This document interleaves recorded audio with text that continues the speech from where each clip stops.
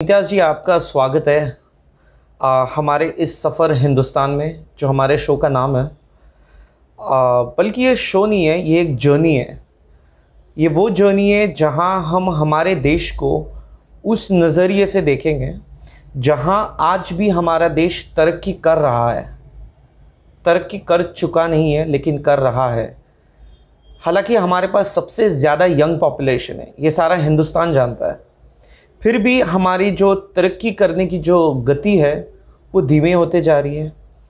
और सिर्फ उतना ही नहीं, हमारे देश में आज रोज़गार एक बहुत बड़ी समस्या है। हालांकि आप एक लीडर ऑफ ऑपोजिशन के हैं, फिर भी मैं आपको कुछ इंडिया के बारे में खूबसूरत अच्छी चीज़ें कहना चाहूँगा ये शुरुआत करने से पहले। हमारे देश में बहुत सारे रिलीजन्स रहते हैं, लोग कई कई अलग अलग प्रकार के धर्मों से रहते हैं। सबसे ज़्यादा मुसलमान लोग इस देश में रहते हैं। और सबसे खूबसूरत चीज़ ये है कि जब मुसलमान दुबई में, लंदन में या फिर अमेरिका में अपनी पहचान दिखाता है, वो बोलता है मैं हिंदुस्तानी हूँ। तो ये बहुत खूबसूरत चीज़ है हमारे देश के बारे में। हालांकि पिछले कई सालों में, तकरीबन 7 से 8 सालों में माहौल थोड़ा बदल चुका है। ये राजनीतिक माहौल है। लोग तो आज भी हर छोटे छोटे गांव में, खास करके मराठवाड़ा में, हिंदू मुसलमान बहुत खुश एक साथ रह रहे हैं। लेकिन राजनीतिक माहौल जो कि मीडिया के द्वारा दिखाया जाता है वो बड़ा गंभीर है। तो आपने आपका करियर जो है मीडिया से स्टार्ट किए, तो एज अ मीडिया पर्सनालिटी जो कि आपने तब्दील किए पॉलिटिक्स में, आपको आज कैसे लगता है? क्या आप खुश हो? क्या आप पॉलिटिशियन हो? या क्या आप खुश होते अगर आज भी आप मीडिया में होते?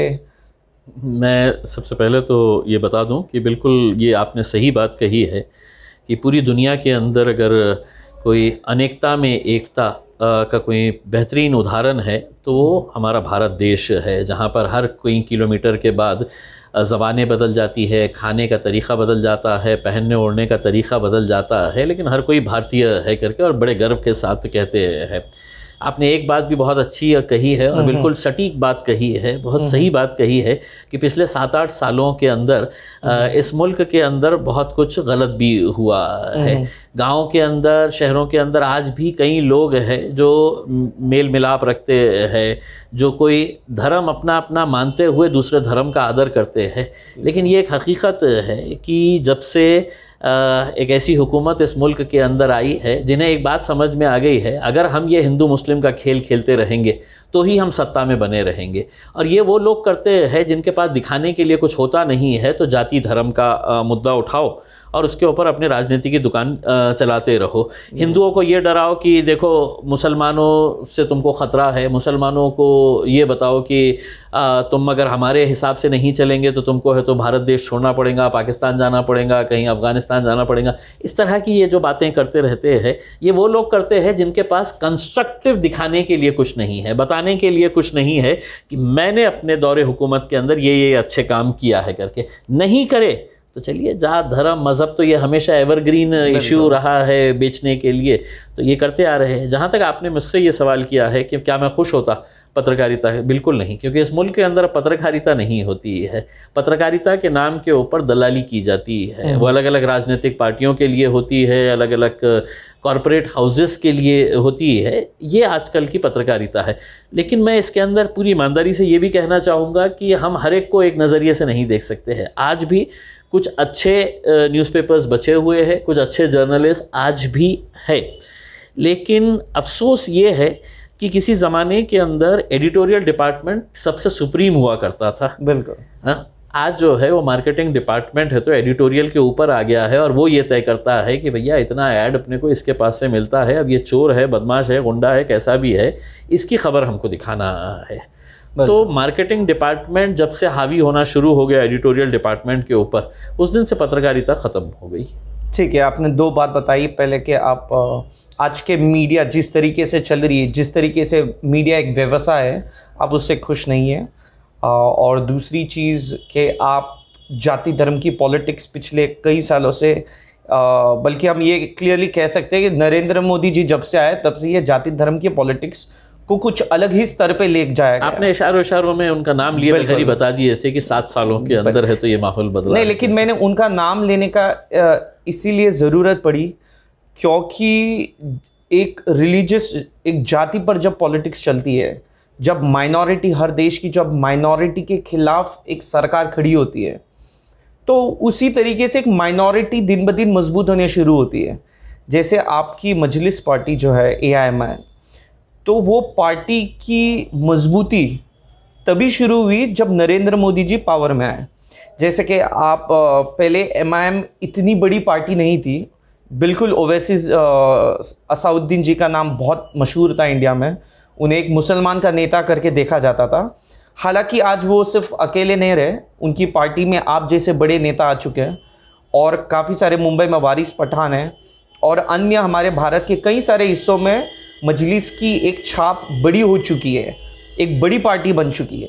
तो इसीलिए मेरा आपसे सवाल ये है, अगर रिलीजियस पॉलिटिक्स जिस तरीके से शुरुआत हो चुकी है, उसमें MIM भी कहीं ना कहीं उसका बड़ा हिस्सेदार बनने जा रहा है या फिर कुछ हद तक बन भी चुका है। देखिए, आप एक बात अच्छी तरीके से समझ लीजिएगा उसमें। MIM जो है, एक उदाहरण महाराष्ट्र के अंदर की अगर हम बात करें तो कुछ साल पहले आई है, 5-7 साल पहले मजलिस आई है, समझ लीजिएगा महाराष्ट्र के अंदर। उसमें आज क्या वजह है कि पूरे महाराष्ट्र का मुसलमान जो है वो मजलिस के साथ जुड़ गया है। ऐसा क्या जादू हो गया है, ऐसा क्या करिश्मा हो गया है, किसी महाराष्ट्र नहीं पूरे हिंदुस्तान के मुसलमान है तो अवैसी को क्यों देख रहे हैं? इसलिए देख रहे हैं कि पिछले 70 सालों से मुसलमान किसके साथ था? भाजपा के साथ कभी नहीं था और आगे भी नहीं रहे, कांग्रेस के साथ था। कांग्रेस के साथ था। महाराष्ट्र के अंदर शरद पवार साहब की पार्टी राष्ट्रवादी कांग्रेस के साथ था, मुलायम सिंह पार्टी की समाजवादी पार्टी के साथ था, लालू प्रसाद यादव की पार्टी के साथ था। तो ये तमाम अपने आप को सेक्युलर बताते और ये डर दिखाते मुसलमानों को कि देखो अगर तुमने हमारा साथ नहीं दिए तो बीजेपी आ जाएगी। महाराष्ट्र में डर दिखाते कि देखो अगर ये तुम हमारा साथ नहीं दिए तो शिवसेना आ जाएंगी, मुसलमानों के ऊपर ये होगा करके। इतने सालों से मुसलमानों को जिस तरह से गुमराह किया जा रहा था, उन्हें पार्लियामेंट के अंदर कोई जगह नहीं मिलती, उन्हें असेंबली के अंदर कोई जगह नहीं मिलती, जगह मतलब टिकट ही नहीं दिया जाता है उन्हें। तो उनको ये कहा गया है कि हम तुमको ज़्यादा से ज़्यादा है तो नगर पालिका का एक कॉरपोरेटर बना डालेंगे, महानगर पालिका के अंदर भेजा डालेंगे तुम्हारे को, बस यहाँ तक है। पार्लियामेंट के अंदर, असेंबली के अंदर हम जाके बैठेंगे। तो फिर क्या ये और तुम्हारा काम से वोट देने का रहा है करके? नहीं, मैं आपको बिल्कुल पूछना चाहूँगा, क्या ये एक आम मुसलमान की लड़ाई है जिसे मजलिस कहा जाता है?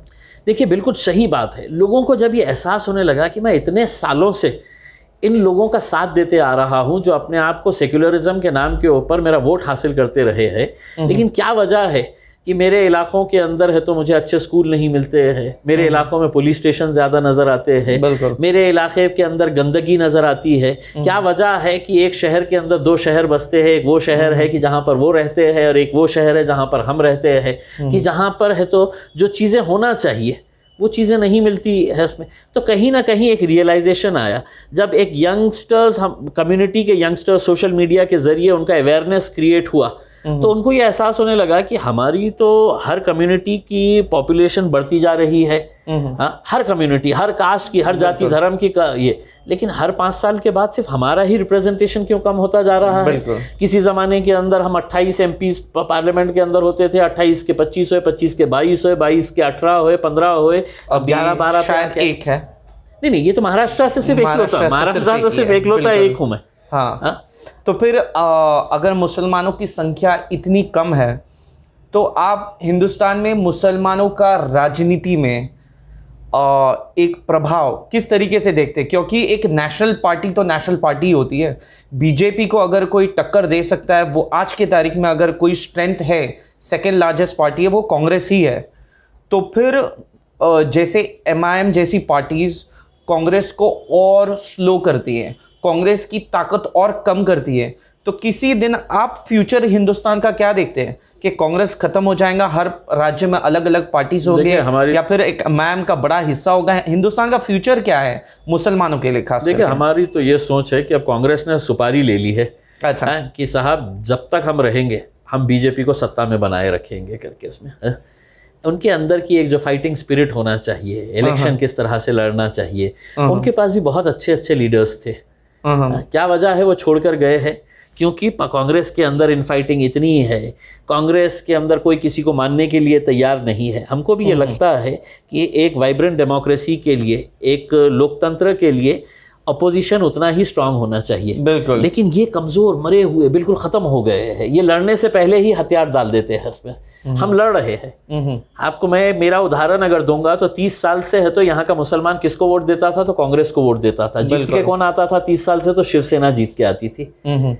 पूरे के पूरे जाते थे, वो देते थे। इसका मतलब ये है कि कांग्रेस के पास सिर्फ मुसलमान वोट था। वो पूरा का पूरा हट गया।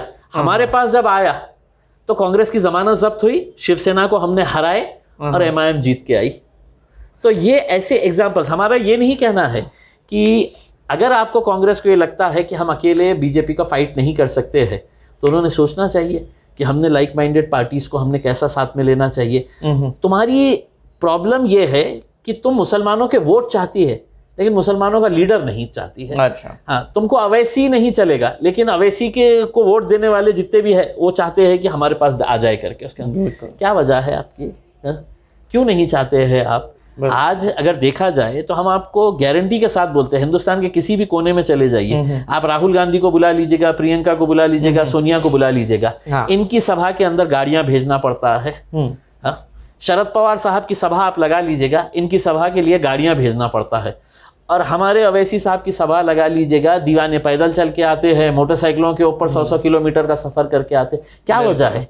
कि कहीं ना कहीं उनको एक उम्मीद नजर आती है उस शख्स। यानी आप कांग्रेस को कोई आगे जाकर कांग्रेस का फ्यूचर आपकी पार्टी तो बिल्कुल नहीं देखती। ब्लीक मैं ही नहीं, कांग्रेस के अंदर रहने वाले ही लोग जानते हैं। इसमें कांग्रेस के अंदर रहने वाले लोग ही समझते हैं कि हमारा कुछ होने वाला नहीं है, हमारा कुछ सच्चा नहीं है करके। बिल्कुल। आज की आपकी प्रतिक्रिया इसीलिए लिया क्योंकि आप एक बहुत बड़ा हिंदुस्तान का चेहरा इसीलिए हैं क्योंकि लोग सिर्फ असउद्दीन ओवैसी के नाम से हिंदुस्तान का एक मुस्लिम लीडर करके देखते थे। आपका भी नाम कहीं ना कहीं उभर के आ रहा है, इसीलिए ये सवाल पूछा।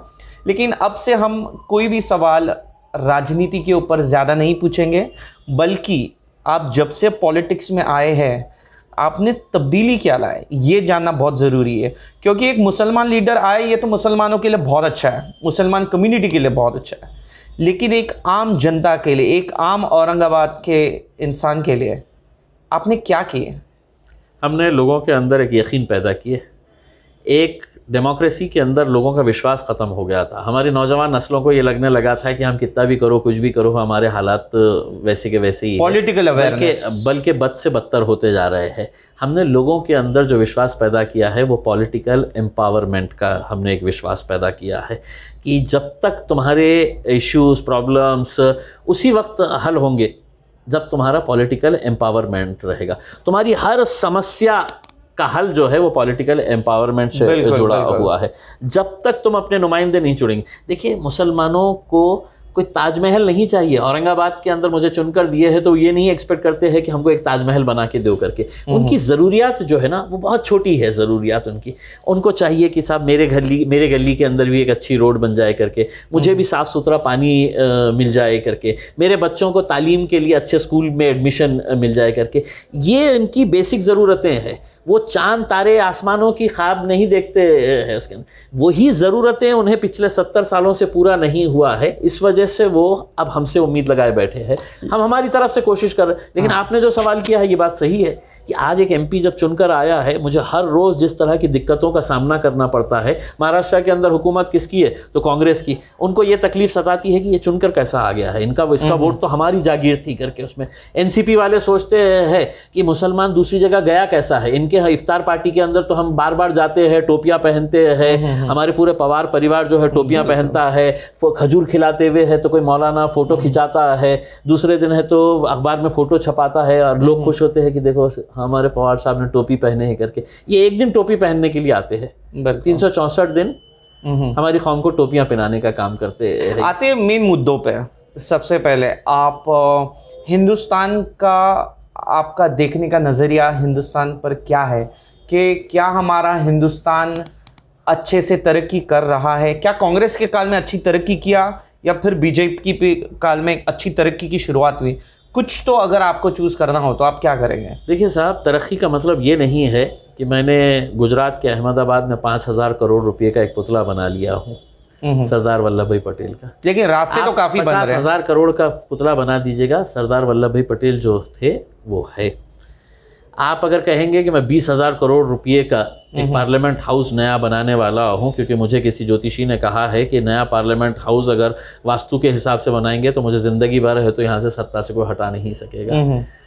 अगर आप अपने पेशेंट को कोरोना के पीरियड के अंदर मरने के लिए अगर छोड़ देते हैं, हमारे पास दवाइयाँ नहीं, हमारे पास वैक्सीन नहीं, हमारे पास हॉस्पिटल है तो डॉक्टर्स नहीं, डॉक्टर्स है तो नर्सिंग स्टाफ नहीं, नर्सिंग स्टाफ है तो मेडिसिन्स नहीं, अगर ये सब चीज़ें अगर हम नहीं कर पाए तो हम सिर्फ अपनी पीठ थपथपाएं और अपना ये कहे कि देखो मेरा 56 इंच का सीना है करके, उसका कोई मतलब नहीं है आपके 56 इंच के सीने के अंदर अगर आप है तो लोगों को बेसिक सुविधाएं अगर नहीं दे पाए हैं, तरक्की उसे कहते हैं। लेकिन आज रास्ते तो सारे हिंदुस्तान में कई जगह बड़े बड़े रास्तों के प्रोजेक्ट्स चल रहे हैं, कई स्किल इंडिया के प्रोजेक्ट्स भी कुछ हद तक सफल हो चुके हैं, लेकिन सफलताएं भी है काफ़ी इन सरकार की। और मैं सिर्फ बीजेपी की बात नहीं कर रहा हूँ, कांग्रेस के काल में भी काफ़ी हिंदुस्तान ने तरक्की की। हमारा एक देश एक ज़माने में सोना गहन रखा था, बाकायदा गहन रख चुका था। उसके बाद जिस तरीके से हमारी तरक्की हुई, जिस तरीके के पास हमारे पास बाहर के देश की करेंसी, आज हमारे पास डॉलर्स है काफ़ी, जो कुछ ज़माना पहले हमारे पास सिर्फ कुछ हफ्तों के लिए बचे हुए थे, आज तो कहीं है। उसके हिसाब से हमारी तरक्की भी काफ़ी है। तो कांग्रेस ने भी काफ़ी तरक्की की है, देखिए मैं और बीजेपी काल में भी हो ही रही है, रास्ते बन रहे हैं। मैं किसी आप गडकरी जी को तो ऐसे ये नहीं बता सकते कि काम नहीं कर रहे हैं। आपके ये नॉर्दर्न महाराष्ट्र के ही है गडकरी जी, हमारे रोड एंड ट्रांसपोर्ट मिनिस्टर हूँ कि वो एक अकेले ऐसा वाहिद शख्स है जो देश का प्राइम मिनिस्टर बनना चाहिए, हमारी दुआ है। यानी आप उनके काम को तो कम से कम सपोर्ट करते हैं। 100% जो अच्छा है हम बिल्कुल अच्छा बोलते हैं। लेकिन अगर आप मुझे ये कहेंगे कि साहब देखो कितने अच्छे रास्ते बन रहे हैं करके, और मेरा किसान अगर आत्महत्या कर रहा है, अगर आप कहेंगे कि नहीं देखो हमने रास्ते तो बहुत अच्छे बना दिए हैं करके, लेकिन हम पेट्रोल की कीमत जो है ना वो अब 150 रुपये तक लेके जाएंगे, तुम चिल्लाना नहीं क्योंकि हमने रास्ते अच्छे बना दिए हैं करके उसके अंदर। हाँ, अगर आप प्याज की कीमत आज के दिन अगर 70 रुपये किलो अगर हो गई है और किसान उसके बावजूद भी आत्महत्या कर रहा है, तो ये बीच में कौन है जो दलाली करके पैसे खा रहा है, जो किसानों को नहीं मिल रहा है करके। आप अगर कहेंगे कि हम तो कितने अच्छे रोड बना रहे हैं लेकिन हमारा नौजवान बेरोजगार है, उसको नौकरी नहीं मिल रही है, ये हकीकत है, ये आंकड़े जो बता रहे हैं। आप डॉलर्स लेकर डॉलर्स की क्या पूजा करने वाले हैं आप? अगर मेरा देश का नौजवान जो है उसको रोजगार नहीं मिल रहा है, उसको जॉब अपॉर्चुनिटीज नहीं मिल रही है, आप जितने भी प्राइवेट हमारी जो गवर्नमेंट के संस्थाएं थे उसको प्राइवेट हाथों के अंदर बेच रहे हैं, सिर्फ इसलिए बेच रहे हैं कि वो आपके दोस्त है, तो आप बताइएगा कि कोई प्राइवेट जिसके हाथ में ये जा रहा है, चाहे वो एयर इंडिया हो, BSNL हो, LIC हो, क्या वो उसके ऊपर एक सोशल रिस्पॉन्सिबिलिटी रहेगी कि साहब ये रिजर्व कैटेगरी से आता है, इसको भी मुझे अकोमोडेट करना है? वो तो जिस दिन इनके हाथ में आएगा लात मारेंगे और बोलेंगे लेकिन सरकार का काम देश चलाना होता है, कोई व्यवसाय चलाना तो नहीं होता। तो नहीं 70 सालों से चल रहे थे तब तक सब ठीक था उसमें। अब इनको ख्याल आ गया है कि नहीं अंबानी को भी अपने को खुश करना है, अडानी को भी हमारे को देने का है, हमारे को हमारे दूसरे उद्योगपति मित्र है। 70 सालों से चल रहे थे ना, फायदे में चल रहे थे। आप मुझे एक उदाहरण बता दीजिएगा, अगर आप एयर इंडिया अगर बेच रहे हैं तो कौन गधा है जो उसे खरीदेगा अगर वो उसको टोटल लॉस के अंदर अगर देख रहा है? एक उद्योगपति अगर उसको खरीद रहा है तो उसको कहीं ना कहीं तो मालूम है ना उसमें कि साहब इसमें से मैं प्रॉफिट बनाऊंगा करके। वो कोई समाज सेवा करने के लिए नहीं आ रहा है। तुमने तुम्हारे फेलियर्स के जरिए है तो अपने ये इदारों को बेचते जाओ, अपनी झोली आप भरते जाओ, यही काम कर रहे हैं आप। बिल्कुल। आप हमारे हिंदुस्तान का जो स्वास्थ्य देखभाल है इसे किस नज़रिए से देखते हैं? टोटली एक्सपोज्ड हुआ है कोरोना के पीरियड के अंदर। बड़े बड़े गप्पे मार रहे थे उसके अंदर। पार्लियामेंट के अंदर जब मैंने है तो खड़े रह के भाषण दिया और ये कहा कि मेरे लोग, मेरे भारतीय लोग है तो लाइनों में खड़े हैं, दिन दिन भर लाइन में खड़े हैं, उनको वैक्सीन नहीं मिल रही है और आप है तो अपनी पीठ थपथपा रहे हैं और ये कह रहे हैं कि देखो मेड इन इंडिया वैक्सीन हम 72 देशों के अंदर हम पहुंचा रहे हैं। अरे मेरा भारतीय, मेरा पड़ोसी, मेरा रिश्तेदार, मेरा भाई मर रहा है, उसको वैक्सीन नहीं देंगे और अपनी 100 करोड़ का टीकाकरण तो हो चुका है, तो वो तो पुरानी बात हो गई कि वैक्सीन नहीं मिला। नहीं, फिर पुरानी अगर बात हो गई है तो जितने लोग मरे हैं वो हम भूल जाए? जो लाशें उत्तर प्रदेश के गंगा के ऊपर तैर रही थी उसको हम भूल जाए? हाँ, आप कहेंगे कि नहीं आप भूल जाओ यार, इतने सारे वैक्सीन हो गए हैं, आप भूल जाओ, जो मर गया है करके। एक एक मौत का हिसाब ये सरकार को देना पड़ेगा सर, एक एक मौत का हिसाब। आप अगर कहेंगे कि भूल जाओ करके तो आप भूल सकते हैं, हम नहीं भूलेंगे। हम अगले 50 सालों तक याद दिलाते रहेंगे कि गंगा के अंदर कैसी लाशें तैर रही थी करके। जलाने के लिए तुम्हारे पास कोई सुविधा नहीं थी। एक एक एम्बुलेंस के अंदर, यहाँ पे महाराष्ट्र के अंदर की बात करता हूँ, अंबेजोगाई के अंदर एक एम्बुलेंस के अंदर 22 लाशों को ठूस के साथ भरा गया था। 22 लाशों को आप इमेजिन कर सकते हैं?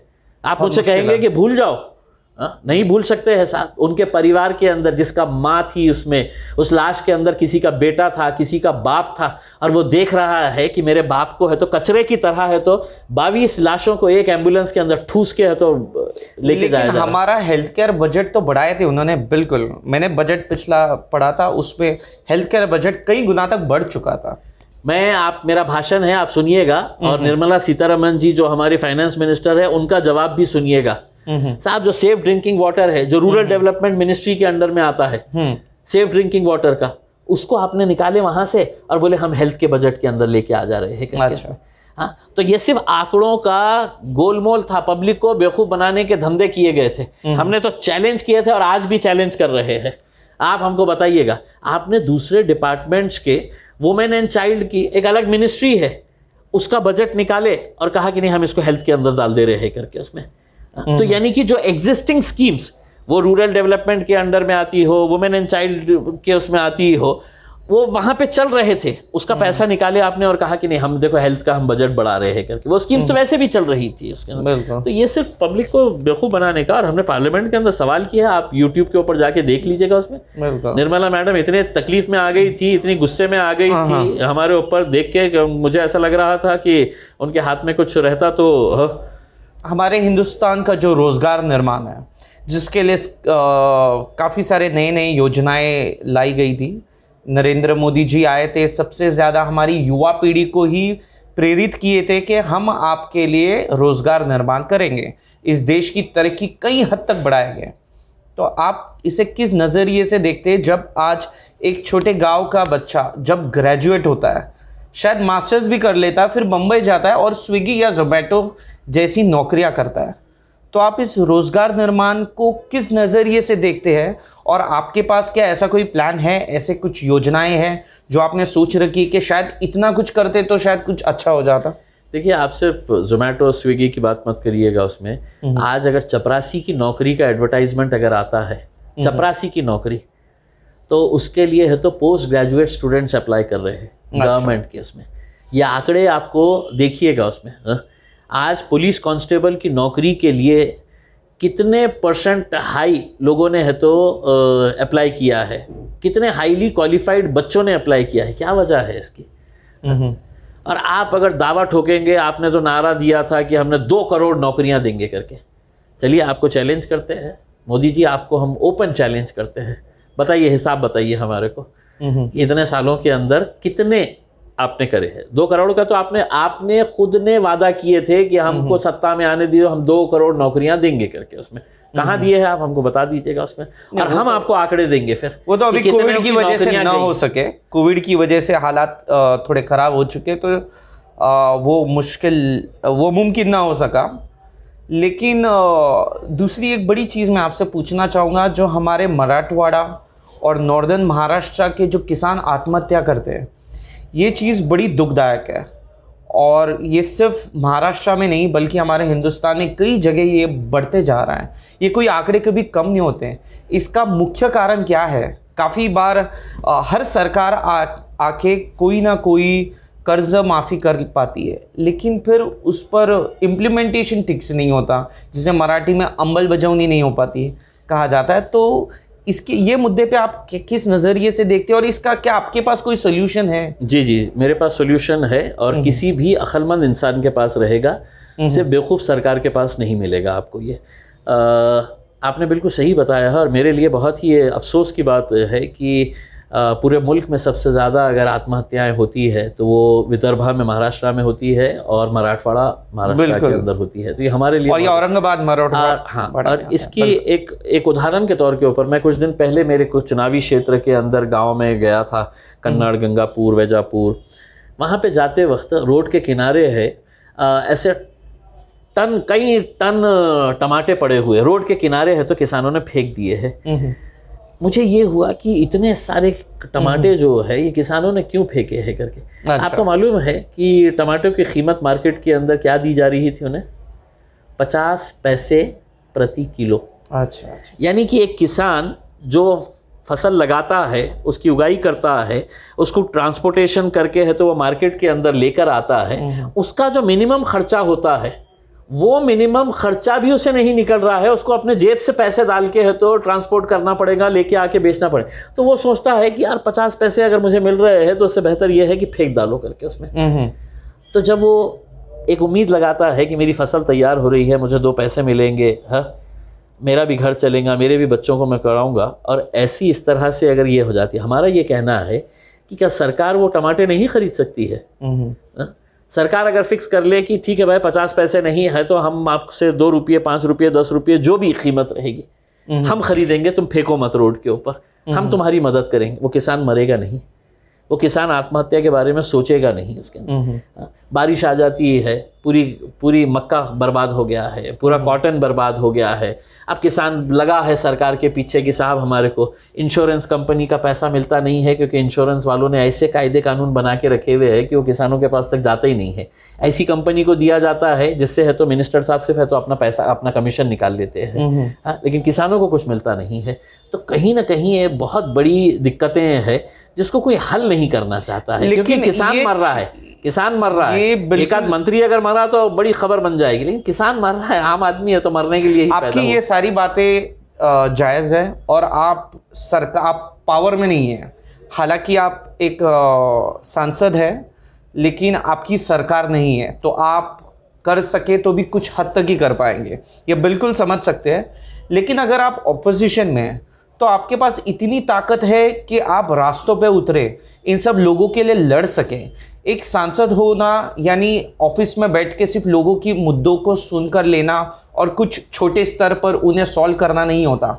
बड़े बड़े मुद्दे, बम्बई जैसे बड़े शहर में, दिल्ली जैसे शहर में इतने आंदोलन चल रहे हैं, हमारे किसान भाई वहाँ बैठे हैं, तो आप जैसे जब सांसद जीत के आते हैं तो आप एज एन ऑपोजिशन वहां क्यों नहीं बैठते, लड़ते क्यों नहीं हमारे देश के लोगों के लिए? छोटे स्तर पे नहीं, लेकिन बड़े स्तर पे। क्या आप कोई ऐसी बम्बई जा रहे हैं या फिर कुछ ऐसा कुछ बड़ा कुछ कर रहे हैं? आप देखिएगा कि मैं जितने भी आपके दर्शक हैं उनसे विनती करना चाहूँगा कि सिर्फ है तो गूगल के ऊपर जाके, यूट्यूब के ऊपर जाके इम्तियाज़ जलील इन पार्लियामेंट वो करिएगा, आपको समझ में आएगा कि हम कितना पेट्रोल की प्राइसिंग लड़ते हैं, लड़े हमने पेट्रोल की प्राइसिंग जो इतनी बड़ी है, एज एन ऑपोजिशन सिवाय सरकार को दोष दिए, आपने बाहर जाकर ऐसे कौन से बड़े स्तर पर लड़े जो आज मैं कह सकूं नहीं ये सांसद बहुत अच्छा काम कर रहे हैं, ये लड़ रहे हैं रात दिन? देखिए मैं आपको बताता हूं, एक 200 बेड का हॉस्पिटल औरंगाबाद में 7 एकड़ की जमीन के ऊपर बनना था। उसमें 2013 का प्रपोजल था, लड़ते रहे, असेंबली में लड़े, मैं जब एमएलए था, एमपी बनने के बाद कई जगह प्लेटफॉर्म के ऊपर मुद्दा उठाया कि साहब हमको है तो ये 200 बेड का हॉस्पिटल सैंक्शन हुआ है, इसका फंड सैंक्शन हुआ है, हमको 7 एकड़ जगह दो करके। उसमें नहीं दे रहे थे। वो जगह किसके लिए दिए पता है? भारतीय जनता पार्टी के एक दिवंगत नेता के स्मारक बनाने के लिए वो 7 एकड़ जगह दी गई। इम्तियाज़ जलील है तो खुद PIL फाइल किया हाई कोर्ट के अंदर, और वो 200 बेड के हॉस्पिटल को सैंक्शन कराया हाई कोर्ट के जरिए है, तो उसका टेंडर हो चुका है, उसका काम शुरू हो चुका है। जब घाटी गवर्नमेंट के हॉस्पिटल्स के अंदर जब वैकेंसीज का पता चला हमारे को कि इतने सारे लोग मर रहे हैं क्योंकि वहाँ पे स्टाफ नहीं है, बहुत बड़े बड़े प्लेटफॉर्म के ऊपर आवाज़ें उठाई, आंदोलन किए, लेकिन जब उसका कोई असर नहीं हुआ तो फिर दोबारा हाई कोर्ट के अंदर इम्तियाज़ जलील ने PIL फाइल किया, और मेरे पास कोई लॉ की डिग्री नहीं है। मैंने अदालत को ये कहा कि ये केस मैं खुद लड़ना चाहता हूँ। अदालत ने मुझसे कहा कि आप लॉयर है, मैंने कहा कि मैं लॉयर नहीं हूँ, लेकिन मैं हर रोज़ जो गरीब लोगों को मिलता हूँ उनकी व्यथा मैं जानता हूँ। मैं बड़े से बड़ा लॉयर अपॉइंट कर सकता हूँ, लेकिन वो लीगल बात करेगा, मैं दिल से बात करना चाहता हूँ करके। तो मैं चीफ जस्टिस के सामने ये मैटर लेके गया।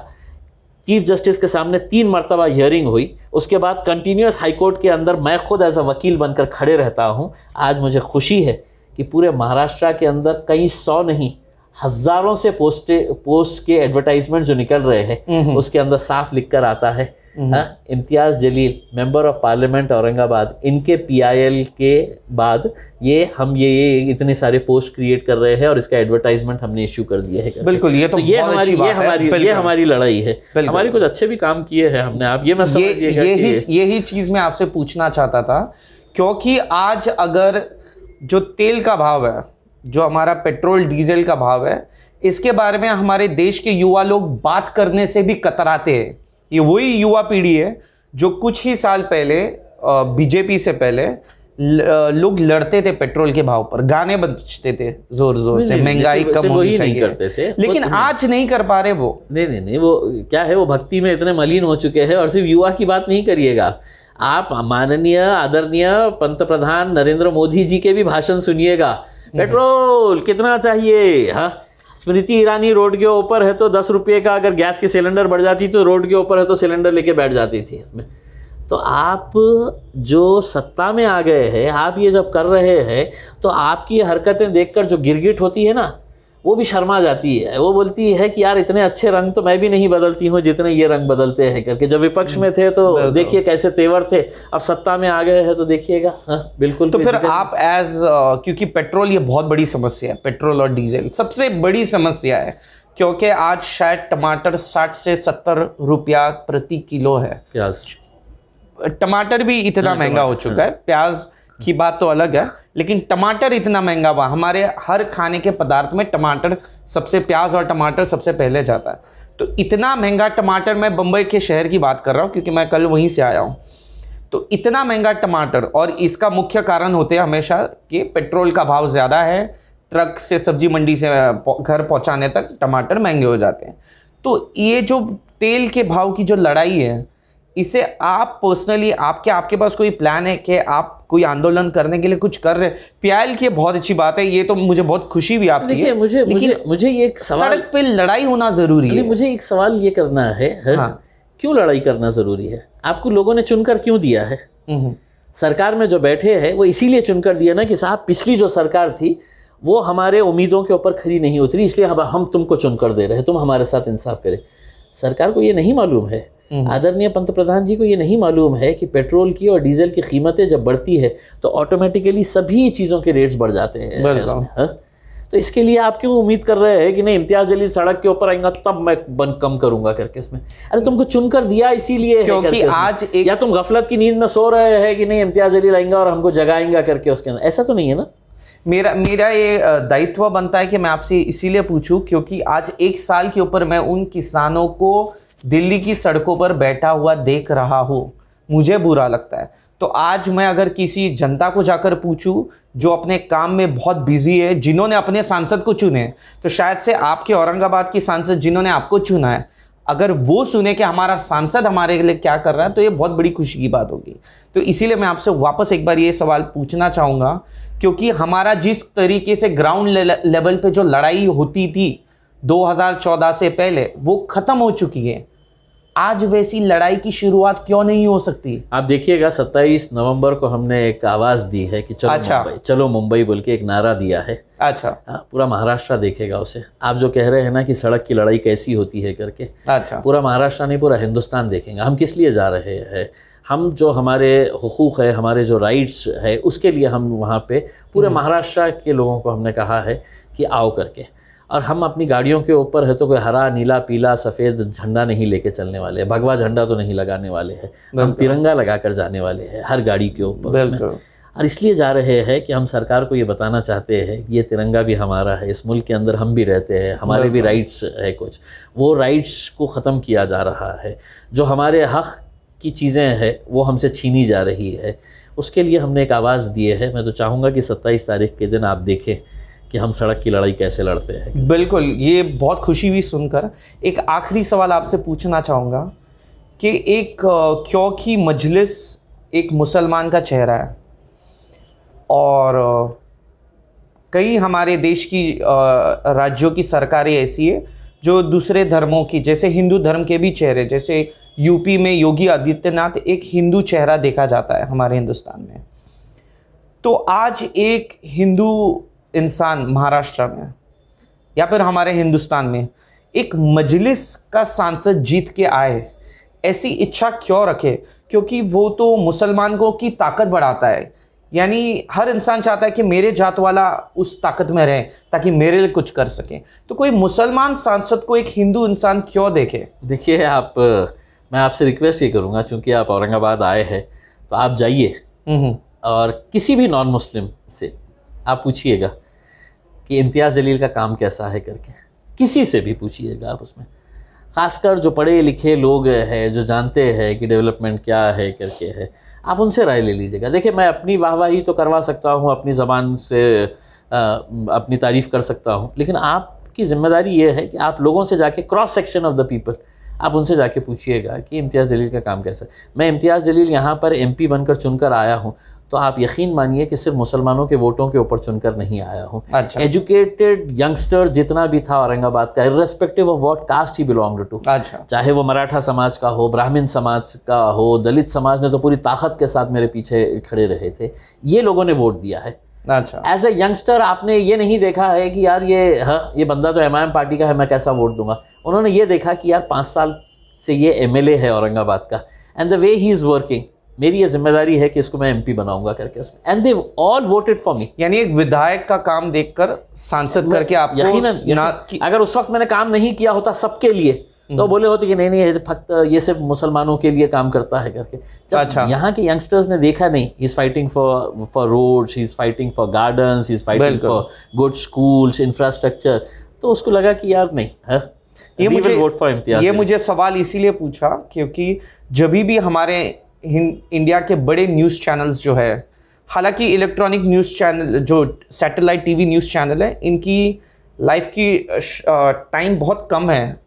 अभी धीरे धीरे डेमोक्रेसी में हमारे हर इंसान ने, हर जनता ने यूट्यूब पे इतने न्यूज़ चैनल सुने, लोग यूट्यूब पे कंटेंट इतना कंज्यूम करते हैं, ऑनलाइन इतना कंटेंट कंज्यूम करते हैं, तो शायद से बिल्कुल हमारे बड़े न्यूज़ चैनल की ताकत कम होगी। लेकिन ये बहुत उदासी की बात है कि जब बड़ा न्यूज़ चैनल असाउद्दीन ओवैसी जो आपके पार्टी के लीडर हैं, इनका जब इंटरव्यू लेती है तो इन्हें कभी कोई सवाल इस तरीके का नहीं पूछती कि आपने अच्छा काम किया किए, आपने हैदराबाद में अस्पताल कितने बनाए, लोगों का इलाज कितने पैसों में होता है, लेकिन सवाल सिर्फ ये होता है कि आप मुसलमान के नेता हैं और सिर्फ मुसलमान तक ही ठहराया जाता है। इसलिए मेरा आपका पिछला जो सवाल था मैंने इस विषय पे पूछा था।